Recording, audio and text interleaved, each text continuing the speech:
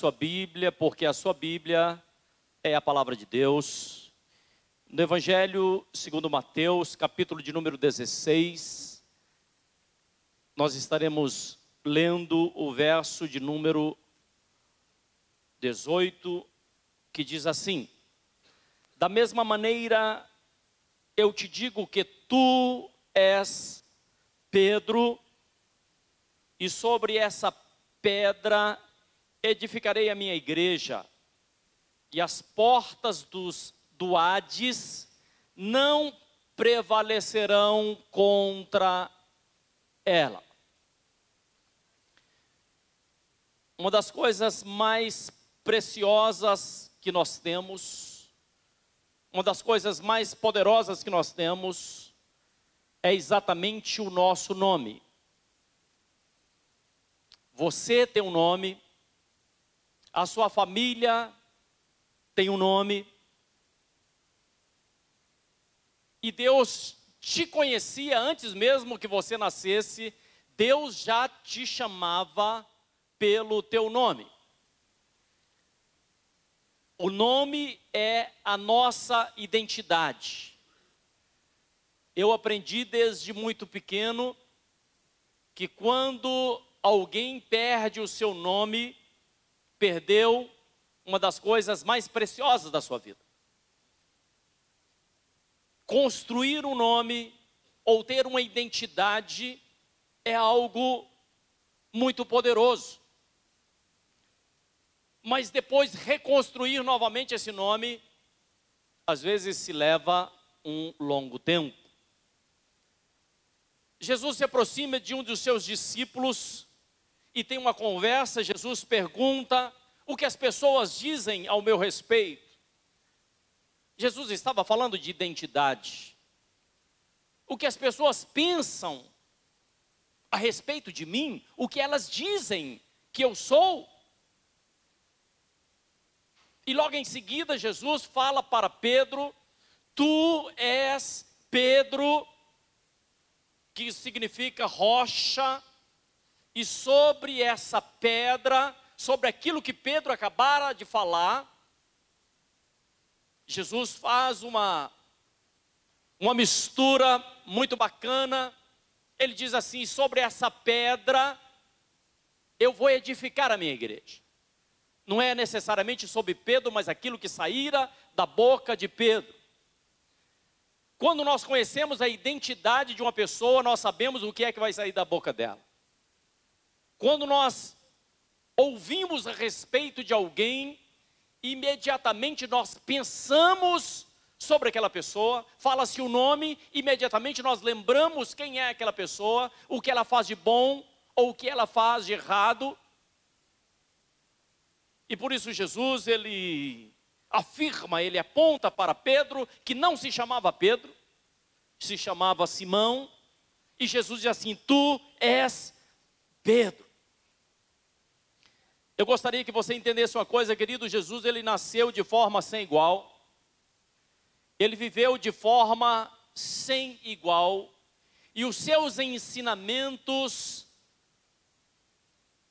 é aquilo que nós temos de mais precioso para a nossa vida.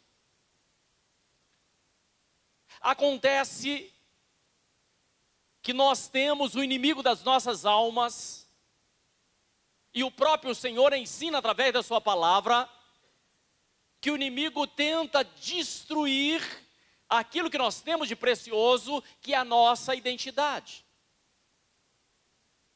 O diabo tem atacado muitas mentes, muitos corações, para que você perca a sua identidade, para que você não saiba quem você é e o que você pode fazer quando você tem convicção daquilo que você é em Cristo Jesus, porque sem Jesus, na verdade, nós não somos nada. Mas quando nós temos certeza da nossa identidade, firmados naquilo que Jesus nos ensina, grandes coisas nós podemos fazer. E esse ataque do inimigo acontece com cada um de nós, mas também aconteceu com o próprio Senhor Jesus. Quando Jesus estava iniciando o seu ministério, ele foi levado ao deserto, e no deserto Jesus foi, diz a palavra, que ele foi tentado, e diz a palavra que o inimigo chegava para ele, o diabo, o próprio Satanás chegava para ele, e dizia assim: se tu és realmente o Filho de Deus. O diabo tem essa estratégia de colocar dúvida no seu coração, nos nossos corações. E ele queria fazer Jesus ficar confuso, porque Jesus estava em jejum, estava em oração, estava sensível, e ele tentava dizer: se tu realmente és o Filho de Deus. E Jesus, através da própria palavra, Jesus o repreendeu. Aprenda isso. Quando o diabo tenta falar com você algo que você sabe que não vem da parte do Senhor, repreenda, não aceite. Quando alguém chega e te acusa e dá a você uma palavra de algo que talvez até você tenha cometido no passado, porque ele é um acusador, e o inimigo usa a boca das pessoas, às vezes para te acusar, para te enganar, para te diminuir. Você pode usar a própria palavra de Deus e dizer assim: olha, mas a palavra de Deus me diz que agora eu sou uma nova criatura em Cristo Jesus. Desde criança, nós somos bombardeados, nós recebemos xingamentos, nós recebemos às vezes alguns apelidos, nós recebemos algumas palavras, alguns rótulos, que não corresponde com aquilo que Deus vê em você. Entenda isso, por favor. O que é que Deus vê em você? Um dia Deus te criou, um dia Deus te deu um nome, e o Senhor ainda continua te amando, o Senhor ainda continua de braços abertos para te acolher, para te transformar, para te abençoar. Eu gostaria que você entendesse isso.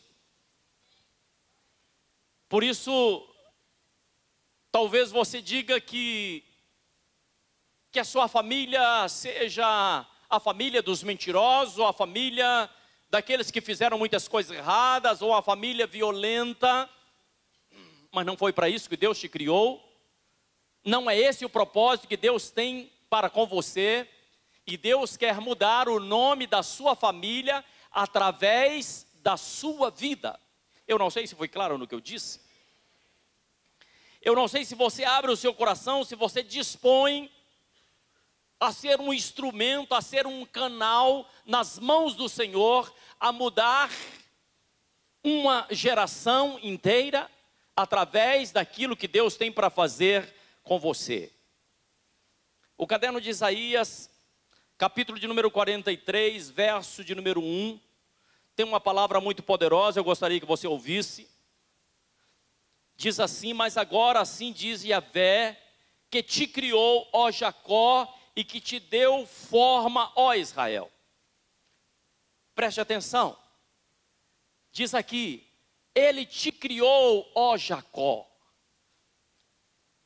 Jacó foi um homem mentiroso. Jacó foi um usurpador, um enganador, desde muito pequeno. E Deus diz assim: eu te criei, Israel. Mas logo em seguida o Senhor fala assim: mas eu te formei, ó Israel. Ou seja, Deus já não estava vendo Jacó da forma que ele era, mas Deus já estava vendo Jacó sendo transformado, porque ele diz assim: porque eu te criei, ó Israel. Essa palavra hoje não é com Jacó, mas essa palavra é com você, essa palavra é com cada um de nós. Uma forma é aquilo que você fazia, era a forma que Deus te enxergava. Outra forma completamente diferente é aquilo que nós estamos vivendo em Cristo Jesus, porque aquele que está em Cristo, nova criatura é, e as coisas velhas já ficaram para trás. Diz aqui, não temas. Eu não sei se você ouviu, você não precisa temer, você não precisa ficar assustado, você não precisa, querido, diante daquilo que está para acontecer amanhã ou depois de amanhã, você não precisa temer, porque você, diz aqui o Senhor, porquanto eu te salvei, convoquei-te pelo teu nome e tu és meu. Sabe o que eu estou falando? Eu estou falando que Deus te conhece pelo seu nome, e Ele diz assim, e tu és meu. Você é especial. Se alguém mexer com você, está mexendo com aquele que é o seu dono, com aquele que te criou, com aquele que tem te dado vida.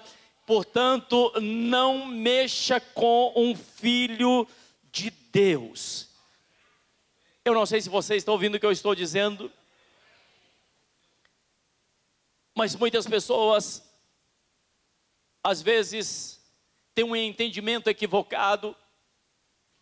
Eu não sei se você já reparou uma criança quando ela faz algo errado, quando quebra um copo, e o pai chama, a mãe chama, ela vem de cabeça baixa, não quer olhar, ela acha que vai ser castigada, acha que vai ser surrada, se vê como sendo a pior pessoa da face da terra, e às vezes nós agimos assim, diante daquilo que nós fizemos. Fizemos algo, estamos enfraquecidos na presença do Senhor e achamos que Deus já não nos ama mais. E achamos que Deus já não tem cuidado mais conosco. E isso é uma coisa muito perigosa, porque quem pensa ou quem não reconhece o amor de Deus, ela se afasta cada dia mais da presença do Senhor.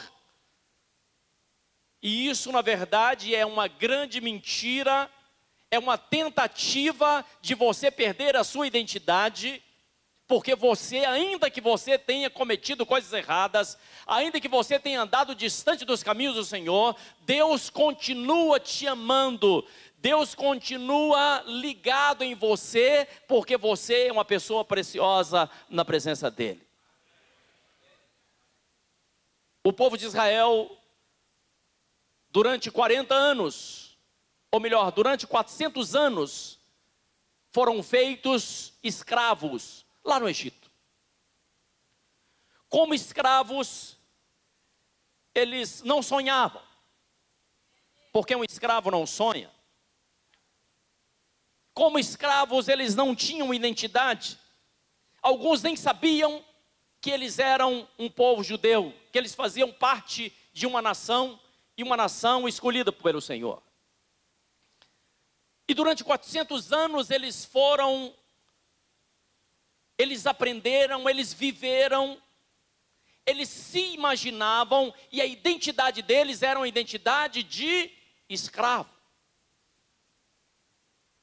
Quando Deus, diz a palavra do Senhor, quando Deus arranca aquele povo lá do Egito, a primeira coisa que Deus faz é cuidar de mudar a identidade daquelas pessoas, porque eles se viam como escravos, eles se imaginavam como escravos, eles pensavam que eram escravos e seriam escravos para a vida inteira. Talvez você esteja vivendo uma situação semelhante, talvez você esteja vivendo uma situação que você imagina que é para a vida inteira. Eu quero dizer que isso é um engano da sua parte. Quando você começa a ouvir a voz do Senhor, você vai ver que Deus tem coisas a fazer na sua vida, e a sua identidade, quem dá é o próprio Deus. Por isso aquele povo saindo do Egito, eles começam a ser trabalhados. Por que que eles começaram a ser trabalhados? Eles começaram a adorar a Deus. Antes eles não adoravam a Deus. eles começaram a ouvir ao Senhor, a ver as coisas que Deus fazia na vida deles. No caderno de Êxodo, capítulo 20, verso de número 2, a palavra diz que Deus os tirou com as suas mãos fortes. Deus tirou aquele povo da terra da escravidão. Assim como hoje Deus continua arrancando, tirando pessoas da terra da escravidão. Hoje o Egito é um Egito espiritual, não é o território, não é aquela nação.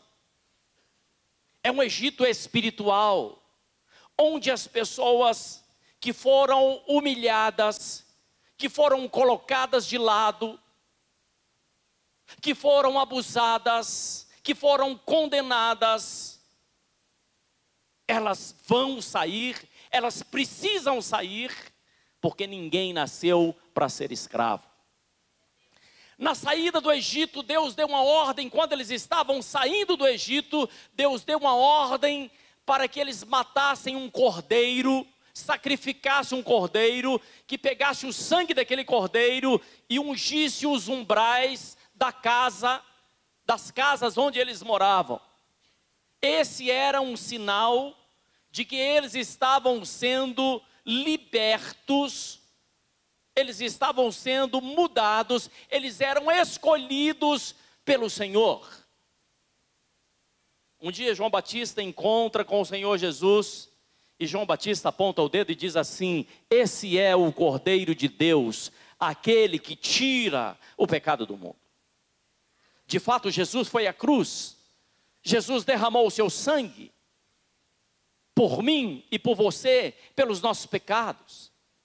Ele realmente é o Cordeiro, aquele que tira todo e qualquer pecado do mundo. Eu não sei se você ouviu, eu estou dizendo que não importa o que você fez, não importa por onde você andou, quando você coloca Jesus na sua vida, Ele é capaz de mudar o rumo da sua história. Preste atenção, crer de forma certa, crer em coisas verdadeiras, e a palavra de Deus é verdadeira, muda a rota do seu destino. Enquanto o pecado destrói, enquanto o pecado macula, suja, nós sabemos e nós podemos ver, se você pegar uma moeda, pode ser uma moeda muito valiosa, e você deixa essa moeda no meio da rua e os carros passam em cima, sujam, às vezes até amassam um pouco, arranha. Às vezes essa moeda vai ficar enlameada, mas quando alguém acha essa moeda, lava novamente e limpa essa moeda ainda tem o mesmo valor. Isso é a sua vida. A sua vida é valiosa diante de Deus. Aquela moeda não perdeu valor. Eu estou falando com você, você não perdeu o seu valor diante de Deus. Eu estou falando que você é uma pessoa preciosa. Eu estou dizendo que ainda que o inimigo tenta mudar a sua identidade, mas você é uma pessoa valorosa diante do Senhor. Existe uma passagem, está no Evangelho de João, capítulo 1, verso 16, e essa passagem diz assim: e da sua plenitude temos recebido graça sobre graça. Graça é um favor que nós não merecemos, mas nós recebemos. A palavra diz que nós temos recebido graça sobre graça. Eu gosto muito já tem alguns anos que eu não vou à praia, muitos anos, mas às vezes a gente vê através de filmes, e até mesmo quando a gente esteve alguns anos atrás na praia, eu não gosto de entrar na água, mas eu gosto de assentar na areia bem cedinho e ficar vendo o mar. Eu gosto de fazer isso, não gosto de entrar na água.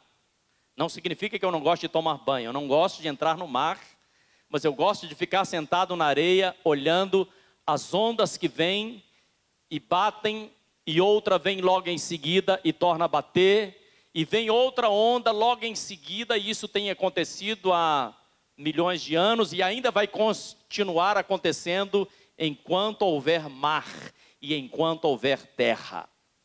Eu imagino que a graça de Deus é exatamente dessa forma.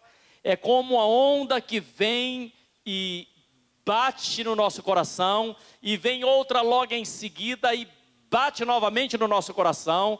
Talvez o nosso coração esteja endurecido demais, a gente não esteja conseguindo entender o que é que Deus está fazendo, mas Deus continua enviando a sua graça, graça sobre a sua vida. E se o seu coração estiver endurecido, a graça do Senhor vai continuar como a onda do mar. A onda do mar, ela bate nas pedras e vai mudando ao longo dos anos, mudando o formato daquelas rochas, e a graça do Senhor vai continuar batendo no seu coração, até que você entenda quão grande é o amor que Deus tem por você. Será que você pode dizer amém? Será que você pode dizer assim: eu aceito essa palavra sobre a minha vida? Eu gostaria que você colocasse a mão sobre o seu coração e fechasse os seus olhos por um momento. Pai, nós acabamos de ouvir a Tua palavra, e a Tua palavra não pode voltar vazia. Um dia o Senhor chamou Pedro pelo nome, hoje o Senhor chama a mim, hoje o Senhor chama a esse irmão amado, a essa mulher tão amada. Pai querido, o Senhor nos conhece, o Senhor sabe das nossas dificuldades, o Senhor sabe exatamente o que é que nós estamos vivendo.